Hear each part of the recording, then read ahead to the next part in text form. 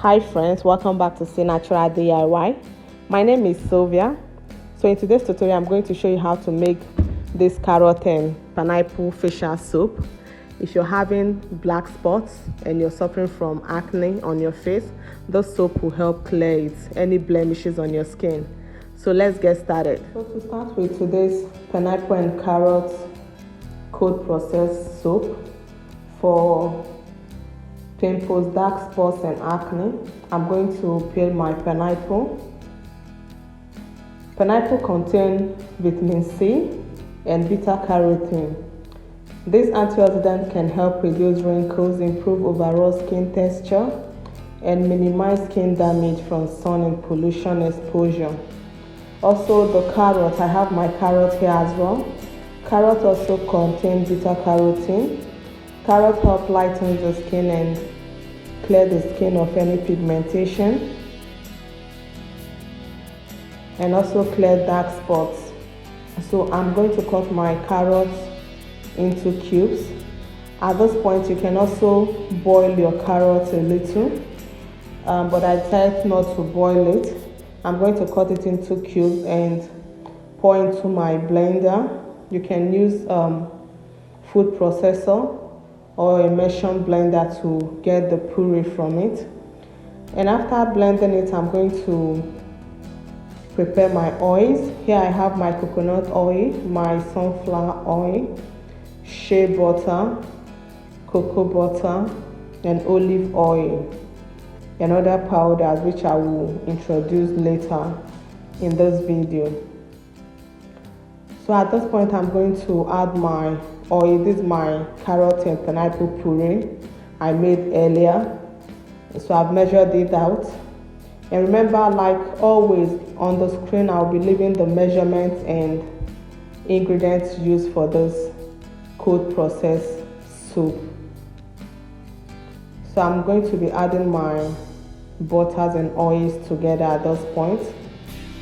And also the oils and butters I use for this soap are very beneficial on the skin. Remember, this is a facial soap. This is a face soap that you use to clear pimples, smoothen your face, and clear pigmentation. If you have dark spots, it will work better for you. If you're having rashes, eczema, this soap will clear it for you and give you a glowing skin. So adding my oils and butters together, I'm going to use with my immersion blender. I will blend my oils and butters to make sure I combine it very well. Remember, this is a cold process soap, so we're not heating the oils, and I'm going to make sure I blend everything to break the butters down into the oils. And also the oils and butters I use for this soap are very beneficial on the skin. I use sunflower oil. Sunflower oil is a very light oil. If you have sensitive skin, sunflower oil is good for you. You can also use it for kids. Sunflower oil is a light oil, and if you check in the comedogenic rating, you will notice that sunflower oil and shea butter are 0 rating, and which means that they are likely not to clog pores. They are not going to clog pores because they are very light on the skin. And so at this point, I will keep blending my soap. I will keep blending my oils until I make sure there's no lump remaining in it. So for the oils and butters I use for this cold process soap for pigmentation, acne and pimples. If you don't have the oils available, make sure to choose any other oil of your choice, oils that will give you the same benefit on the skin. So I'll keep blending until I get what I want. I'm still seeing some lumps in the oils.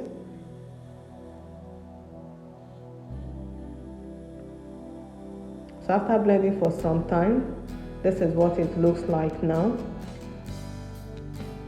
So the next I'm adding is my rice powder. Rice powder is also good on the skin. It also helps smoothen the skin and lighten the skin as well.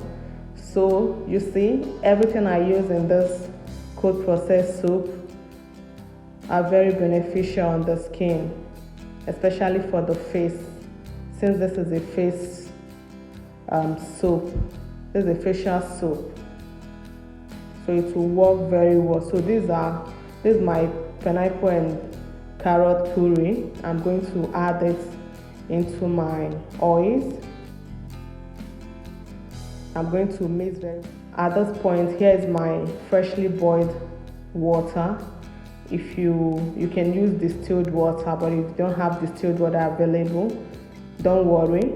Use boiled water and allow it to cool down, and use for the same purpose. So at this point, I added my sodium hydroxide. Sodium hydroxide is a caustic soda or lye you use for bar soap. Remember, this is different from potassium hydroxide I used for the liquid soap I posted the other time. So at this point, after mixing my lime into my water, I'm going to set it aside, and I just added my maca gold powder just to enhance the color of the soap. This is optional. You can decide not to add it or use any other powder of your choice or any other color. So after blending for some while, you notice at this point I've not added the lye. I want to make sure I combine everything together. Now I just added my lime mixture, so I'm going to keep blending.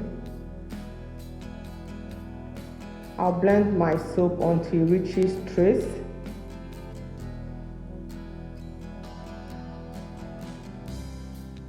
So to know when your soap has reached trace, raise the immersion blender and drop some of the butter on the soap, the liquid, and it will leave a tray. Once it leaves a tray, once it leaves a tray, it has reached trace.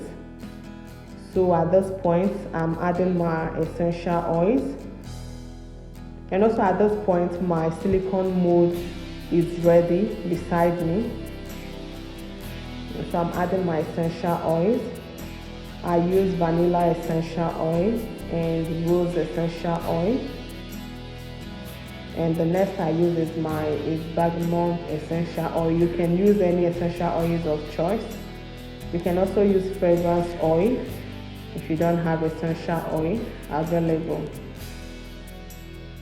So after adding my essential oils, I'm going to mix it very well to combine it.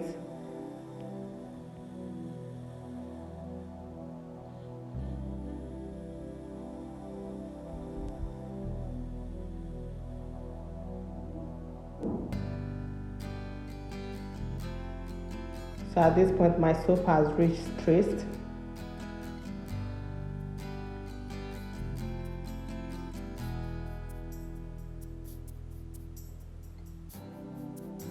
So here's what it looks like. The next I'm doing now is to pour it into my silicone soap mold.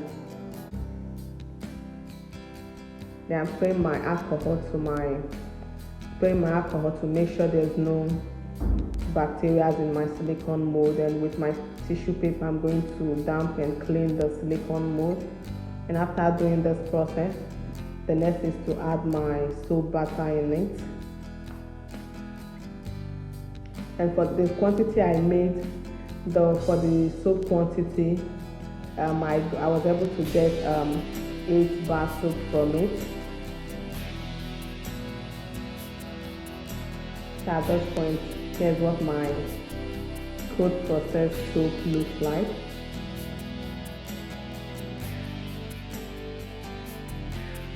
So after pouring it into my soap mold, if you don't have a silicone soap mold, you can use a wooden soap mold. But silicone, I prefer using silicone because it's very easy to bring it out after 24 hours. So after pouring my soap into my silicone mold, I will let it sit for 24 hours. And after 24 hours, I will unmold my soap. Then I'll show the next.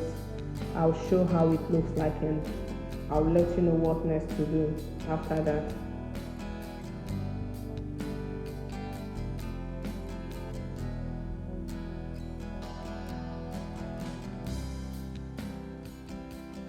So here's what my soap looks like in my silicone mold.